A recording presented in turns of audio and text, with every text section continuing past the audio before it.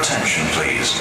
My name's Elinor Hamilton, and although you probably don't know me, you might have shouted at me when I tell you you're going to be late for work. It's my voice that tells you when your train is about to arrive on the London Underground. This is Covent Garden.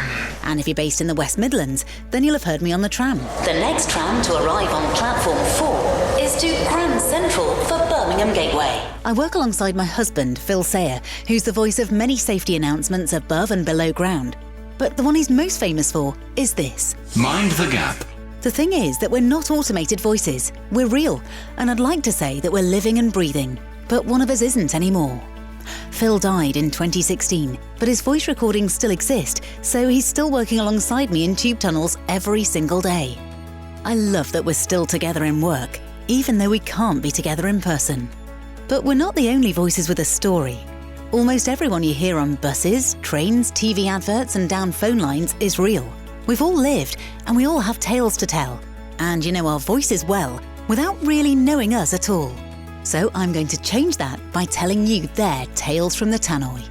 In this episode, I'm going to talk to the voice inside your SatNav. Please take the first exit at the roundabout onto the A322. John Briggs is a journalist, broadcaster and voiceover artist who's probably best known as the original voice of Siri.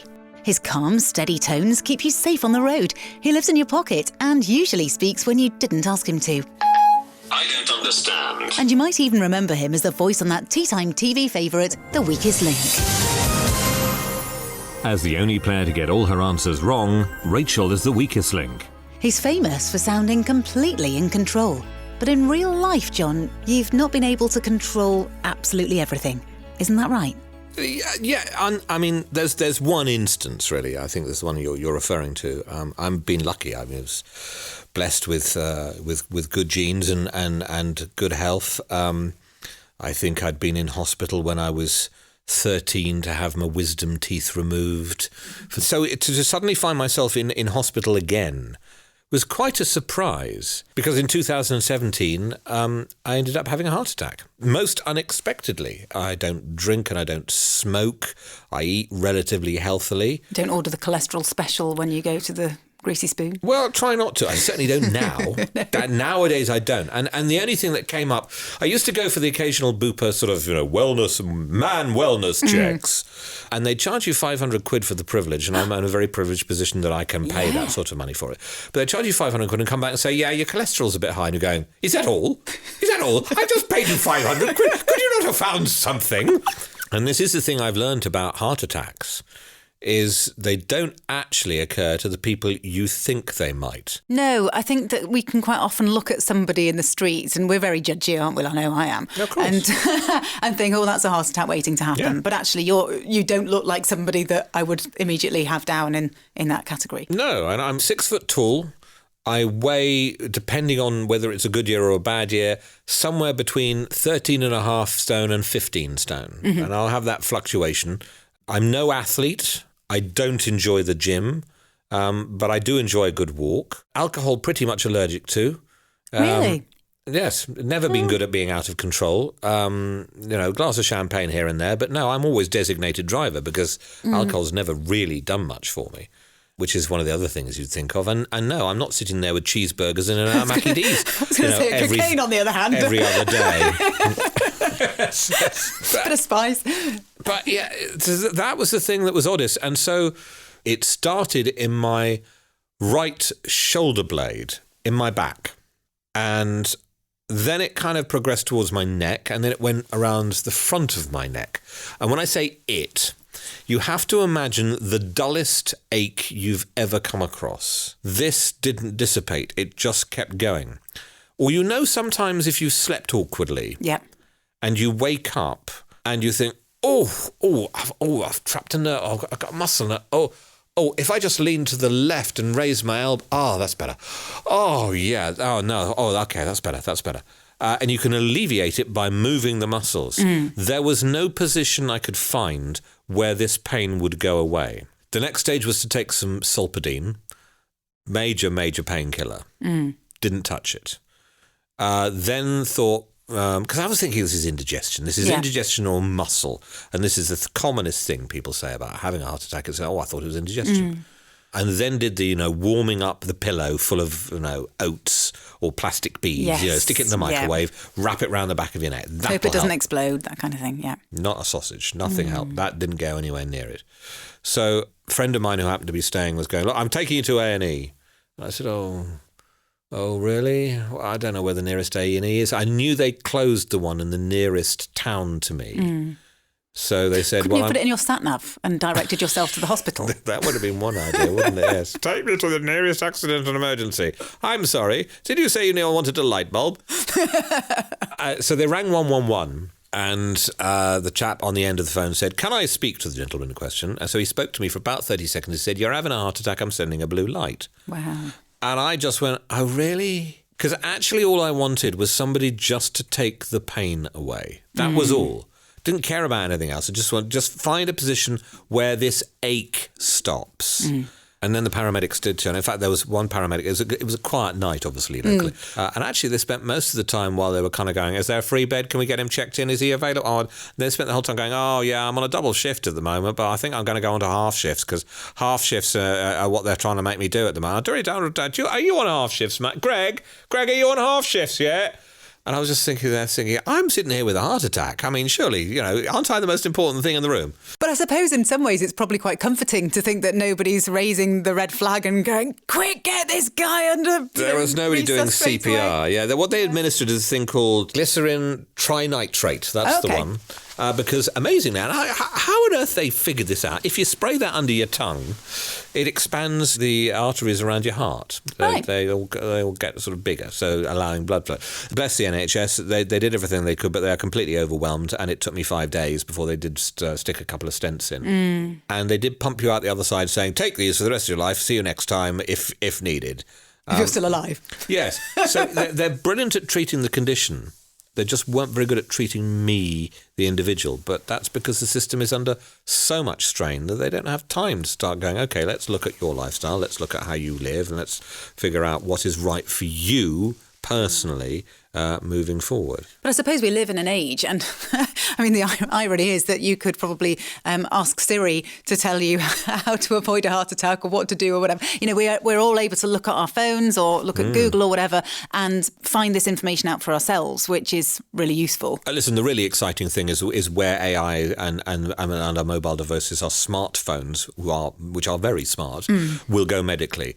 So if you talk to any of the people in Palo Alto and places like that are doing the research, they realise that the health data that they are collecting, even via just your watch or the fact of where you're walking to or the temperature of your body when your phone is in contact with it, gives away an awful lot about how healthy you are. So the next massive explosion is to do that, only harness it much more directly with either receptors or sensors on your clothing or under your skin, or actually little robots, nano robots that will kind of skim around your blood system, constantly testing you and reporting back to your smartphone. And is this something that's really going to happen? Oh, absolutely. No, this is not science fiction. This is science fact. And this is ongoing. It is not that far away. You're probably talking the next 10 years. I have noticed on the iPhone that you can put the health data in. And I noticed one recently which said sexual activity. And I thought, apart from the fact, how dare you? Who is going to be... Hang on just a minute, love, before you fart and roll over, can I just put this into my phone? Yes, it lasted for 17 minutes, and it was probably a 4 out of 10. Yes, but all part of it. I mean, I'm afraid there's numerous examples of people who've collapsed and died of a heart attack, of a cardiac arrest, I should say, while they're having sex. Really? Well, I suppose if you're going to go happy. Exactly. Yeah. Exactly. Well, hopefully. I mean, it might have been a terrible experience. Might have been a 4 out of 10. Yes. But even so, as miserable experiences go, it's probably not a bad version of a miserable experience. I would take that, 75, pop my clogs in the middle of, making love to a very beautiful girl. So how did having the heart attack, because I remember we've spoken about this before, that having the heart attack actually made you feel, it had a massive psychological impact on you. Yeah, this is the thing that nobody ever talks about. Nobody ever comments. Number one, you can't see I've had a heart attack. That's the first thing. Number two, it actually makes you it made me quite angry. Because I thought, well, I've tried to live healthily, I've tried to do the right things, and yet you came and got me anyway. And whatever, consistently, something about what I was eating and indeed how perhaps little exercise I was taking was adding up and going, sorry. To me, this has been a warning shot across the bows. Right. To a lot of people, I would suspect, unless I'd had someone there going, I'm going to take you to A&E, because I wouldn't have gone myself. I would have just gone, this is really nasty. I had a really nasty case of the worst indigestion I've ever had. To me, this has been a wake-up call, whereas others, I think, will ignore it and then 5 years down the line, when things are really clogged inside, would just drop dead. And I think that happens quite a bit, particularly with men who just go, I'm just going to get on with it, Yeah, because people don't want to bother anybody with it, do they? But to come back to the psychological bit is really important, because all of a sudden, particularly for someone like me who'd never been in hospital for 35 years, you are vulnerable. And every twinge, every pain in your chest, every pain in your rear shoulder blade, every pain around the neck or down the left arm, what's that? What does that mean? Is it that feels just like it did last time? So that's the bit that annoys me most, because I didn't ever feel vulnerable. I now feel vulnerable. And you try and put it to the back of your mind. And you're right, it does make you go, oh, bloody hell, let's do it. Stop mucking around, This is not a rehearsal. And I've kind of always been a bit like that.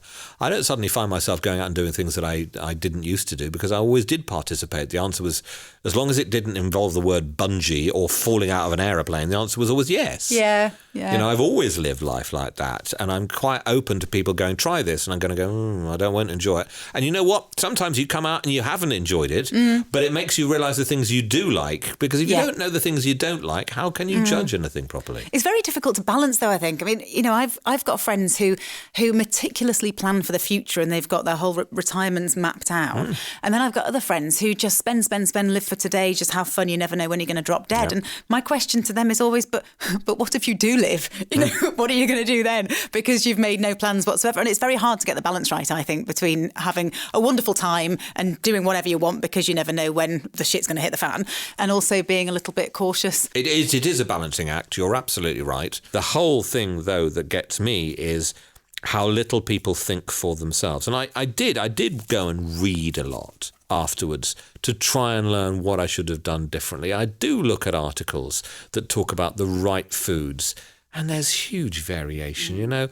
One day a glass of red wine kills you every day, and next day it's the anathema and keeps you alive every day. And this is the hard thing. It is difficult to learn who to believe, but a bit of common sense goes a long way. And also, you need to live your life for you as well. Because I remember my husband being given a newspaper article, it was probably from the Daily Mail, by one of the neighbours. Very well meant, but probably a little bit unwelcome. He had terminal cancer, and this article said, if you juice kale and strawberries and God knows what, drink your own muesli, yes. Yeah, drink this every day and you will be free of cancer. And Phil looked at this and went, oh, fuck this, I think I'd rather die early. Yeah. Because it just wasn't for him. The idea of him having green juice every day, you look back, obviously, after they've died and think, you just had to have one glass of juice. How hard could it have been? But it wouldn't have been him. It's interesting, isn't it, that you end up in those situations. They will say, you won't actually live longer, it'll just feel like it.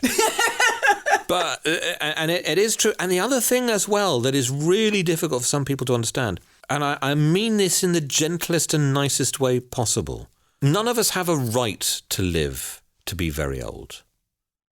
None of us. And we live in a world where we turn to the medical professions and go, well, it's your fault. You should make me live until I'm 90.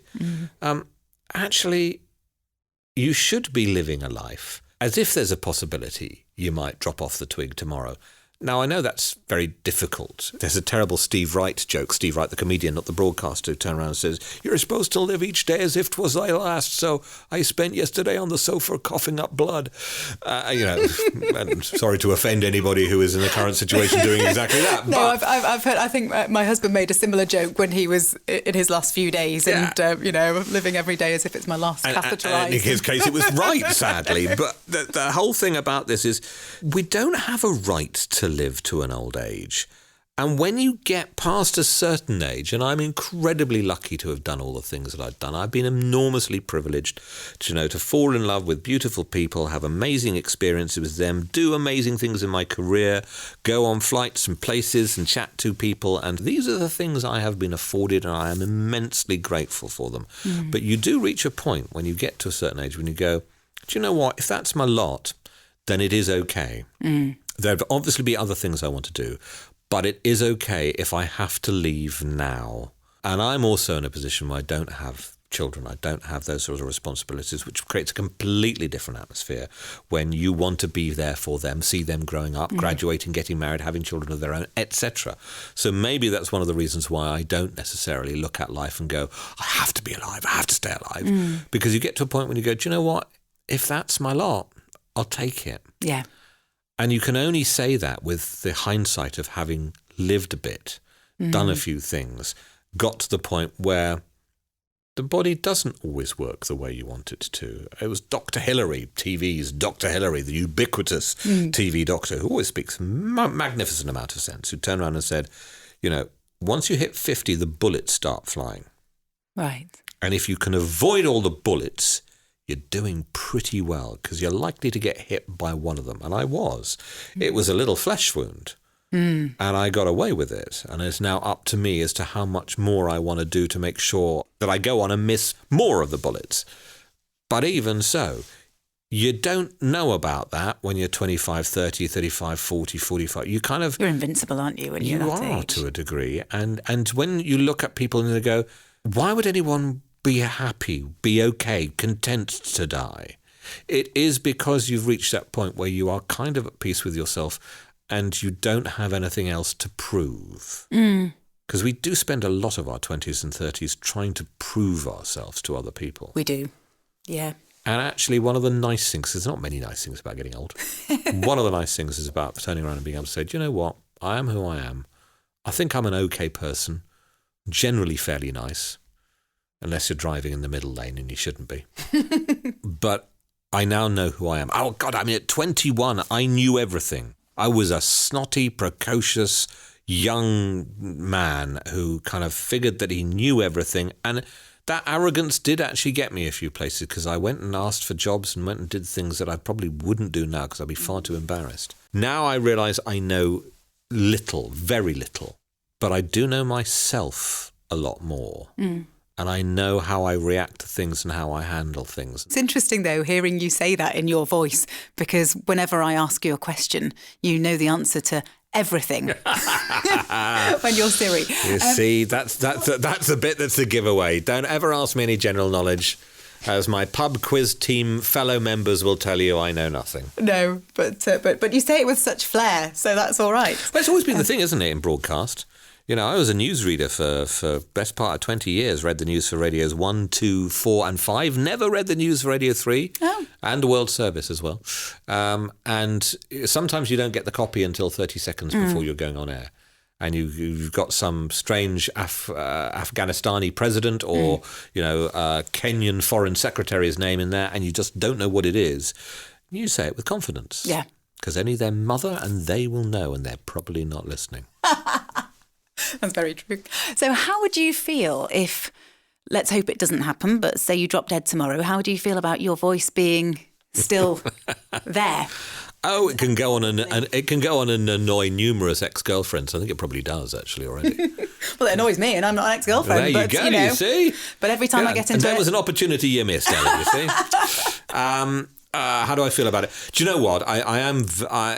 People ask me about the sort of legacy of doing Siri and what do I like about it. There is a guy called Rick in Wigan. Rick wrote to me and said, I just want to tell you that, I'm blind and I use GarageBand all the time and I'm a composer and a musician and, thank you so much because it's your voice that guides me around the screen when I'm trying to do stuff on GarageBand. Wow. And I just wrote back to him and said, please don't thank me. I mean, it's pure luck that I'm there. I've done nothing to deserve your thanks. But I'm really glad and I'm delighted that it helps you. And if it means that you have access to the things that I have access to every day just as easily, then I'm really pleased. So the legacy of it is that if it helps people like Rick, I think as a voiceover, that's a pretty good thing to have engraved on your gravestone, as it were. It says, You don't just work as a voiceover. One of the things that you do, is it in your spare time or just because you part-time, you just something extra to do, is that you're a funeral celebrant? Yeah, it's a slightly strange one in the sense that, and I do separate out my body of professional work, and I actually work under my own name, but my full name rather than my radio name. Right. For a funeral celebrant, because you don't really want people turning around and going, "Oh, Siri's doing my funeral." Well, they won't. No. They're already dead. Well, you don't want the family doing it, I should say. I trained in it because, and it is a training. I mean, you can set yourself up without training, but I didn't want to do that. I needed to know what I was doing professionally. So I did do 3 months distance learning, a week's residential course and 2 exams. And I did qualify. And I suppose I've done about 150 funerals now. Right. So I think I'm relatively experienced at it. The reason being I sit or stand on stages for conferences. So my journalism is not just broadcast, but I've done over 400 conference events around the world, actually. I've been lucky. Lots of international events. And a lot of the time, some of the stuff that you say, people don't necessarily believe. So I kind of wanted to do something where I knew my words really made a difference. This struck me that this required the same skills of broadcast. You need to be able to interview the family. You need to be able to write. You need to be able to write really quite well for the spoken word. You need to be able to stand up in front of people who are feeling lost and desperately in need of somebody who's going to go, it's okay, I've got this. You need to be able to take control of the situation and run the event and understand the psychology of what's going on in the people in front of you and understand the personality of the person that you never met by the skills with which you interview the people who did know this person. And the nicest thing I think anyone can really say is, you must have known them really well. Yes. And you do get that on occasions, not always, but that's the skill of being able to listen and hear what this person meant to the family and friends that they left behind. And that's why to say I enjoy doing it is a really strange thing to say, but I enjoy doing the job well. And I always describe it as it's a shitty day that I try and make slightly less shitty. And you must get some real satisfaction out of doing it. Yes. I think there's an awful lot of job satisfaction that can come from doing a job like that without saying, oh, yes, I really enjoy it. But at the end of every day, you must feel a real sense of achievement because you've sent somebody off on their way in a very kind, loving way and given them their day. That's all about them. Yes, I'm a civil celebrant, so it is about the celebration of the life that has gone, whereas a vicar will tend to conduct a service based on their thoughts, their own personal view of the afterlife, and a humanist at the other end will do a service based on, their view of the planet and our place in nature and so on. And civil celebrants are purely about celebrating the life of the person who's died. And yes, there is a job satisfaction in it. There's a lot of psychology involved in it and asking the right questions of a family that are grieving or understanding the anger that also takes place after somebody has died. And it's an important part of life. Grief, I'm afraid, is an important part of life as celebration, as I'm sure you know. Of course. Having had to go through your fair share of it in the last sort of 5-10 years. I think ceremony is a vital part of who we are as well. We have ceremony throughout our lives, and that's actually, when you start thinking about it, our lives are marked by ceremony. You need to have a mechanism with which you say goodbye. So those things all put together, a funeral is merely another ceremony and as necessary as all those others to allow people to come together, allow people to support one another, to introduce people perhaps who knew this person through different parts of their life and didn't know many of the others who might be gathered there. So that process is all apparent within a funeral. And as crap a day as it is, as much a day as nobody wants to happen. And there were loads of people who, when I said this, went, well, that's a bit depressing, isn't it? You go, no, you really don't get it. You don't get the fact that there is a requirement to do this as part of human living, is marking the departure of somebody. As much as it is an awful day, it's a vital part of how we work our lives out, how we progress through this timeline of life, however long or short it may be. And I think we put so much pressure on ourselves to stay alive as well, don't we? Totally. I think that we now live in a time when we will preserve life at all costs. And in fact, one of the things that we need to talk about more is let's have good deaths. Oh, we're crap in this country. We're terrible at times. Absolutely awful. And one of the great things you've been very good at with Phil is keeping his name and thoughts alive by talking about him a lot. You know, simply because you can't see somebody doesn't mean that to say they don't affect your lives on a day-to-day basis. You'll have several moments during today when your actions will be determined by the things Phil shared with you. Absolutely. You know, every day. Well, exactly, you know, and you'll be able to hear Phil going, "Oh, why are you doing that?" You know, it drives me mad. He'll tell me in a few minutes when I go to the tube, he'll tell me not to leave my baggage unattended, and I'll say, "But you left yours unattended 4 years ago, you bastard." Yes, and I've got all of it in the attic. I'm thinking more of the teenagers. But this is this thing. We don't deal with death at all. It's kind of like, well, the storm, don't mention it. Don't say anything. You know, if you mention anything about Phil to Elle, you should probably burst into tears, and you can't have that. No. You know, just because you don't see him daily now doesn't mean to say he's any less real than he was then. No. And the mantra that I have all the way throughout, and I talk to us, and I include this sometimes in my committals, is, you know, everything that they did remains done. Everything that you learnt from them remains learnt. Everyone that they loved remains loved. That doesn't turn off. That doesn't stop just because they're not on the planet anymore. You know? We are simply a domino effect throughout life. You know, the things you're doing on a day-to-day basis affect your twins. Yes. Such as they grow up, they'll mimic you, do the things that you taught them as well. And the things that they do affect everyone they come into contact with. You know, in the midst of coronavirus, for goodness sake, it's exactly the same thing. We infect people with the things we do.